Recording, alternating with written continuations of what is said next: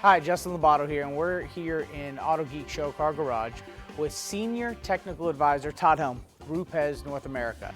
And he's going to talk about some of the technical adjustments and techniques that you would use with the current polishers that RUPES has to offer.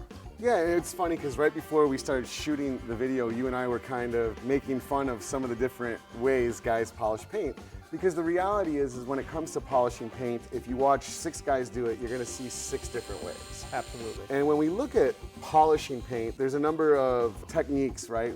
Arm speed, pressure, how much compound you're putting on the pad, what the angle of engagement is, and these are all variables. And these are good baseline techniques, but the reality is we adjust those constantly to get the result we want when we're polishing. So I wanted to cover some of those basic technique adjustments. Starting with one of them is section size. Yes. RUPES USA always recommends, as a baseline, polishing an area 6 times the size of the pad. The reason we do that, if you're using a 21 with a big pad, that gives you a section size. If you're using a nano with a small pad, it gives you a smaller section size. But the reality is that variable can be adjusted. If you enlarge your section size, you tend to do more area faster, but you lose cut. So great finishing step. If I just need a little bit of haze refinement, I'm expanding my section size.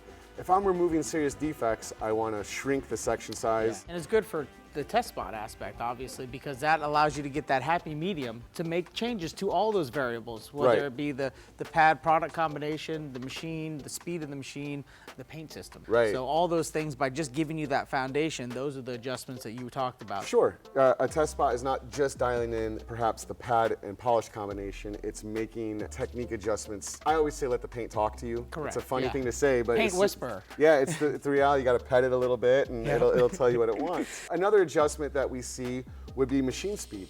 Generally, if it's a RUPES rotary polisher, the LHR 19, or the BigFoot 15, or whatever it is, we generally recommend polishing around speed 3 or 4. All of our tools and the speeds are calibrated to give a similar result at a similar rate, so it's pretty linear across the different tools. Now, if I'm approaching a heavy scratch, or let's say on a 15, we're talking about pad stall, and you have a concave curve like the hips of a 911. Now we're going to adjust the technique. We're probably going to actually increase the tool speed from 3 or 4 to 5 or 6. But that's a temporary adjustment because you run that much energy through your pad, you're going to overheat the pad and you might actually lose performance towards the end of the cycle. Accommodate that surface area due to that contour. Of course. So this would be another technique adjustment. Taking out a deep scratch, I might bump it up to 5 or 6, and now I'm going to increase down pressure. And now we're going to work out that scratch, but as soon as that scratch is relieved, we're going to reduce and go back to normal. So the second one would be tool speed. The third one there is down pressure.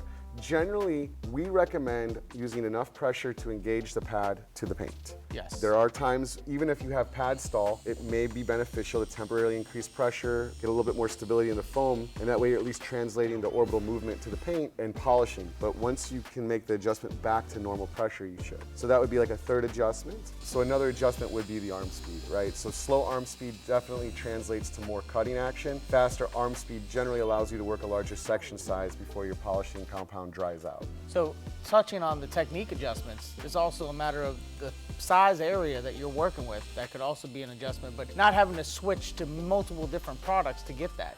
So you're adjusting within with the product, or I should say the pad and product that you're already using on hand. Well, it's a great point. You know, and here at Autogeek, obviously there's a whole library of different products and compounds, and it can be very confusing. And of course, RUPES is the best, but even if it wasn't the best, these technique adjustments work on any product or compound you're using. And it's important to dial in the combination you have to the paint instead of just constantly reaching for another bottle, because that way you can get actually further away from where the result lies. If you keep chasing your tail, you might go the wrong direction. So make the adjustments to make the products and compounds you're using work for you. Yeah, by doing that, it will take care of more of your effectiveness, your efficiency, and then of course your profitability if you're in business. So overall with these adjustments, Todd, give me some quick bullet points that would just get right there to getting this dialed in for somebody. Sure, so looking at arm speed, if you need more cut, slow down your arm speed. If you need to do a larger area, go a little bit more arm speed. Speaking of area section size, smaller section size, more cut. Larger section size is going to mean more area done faster, so you sacrifice cut but get a better result. Tool speed, we'd recommend most of the RUPES tools set between 3 and 4. If you need temporarily to adjust for more cutting action, bump it up to 5 or 6. Try to keep the pad relatively flat.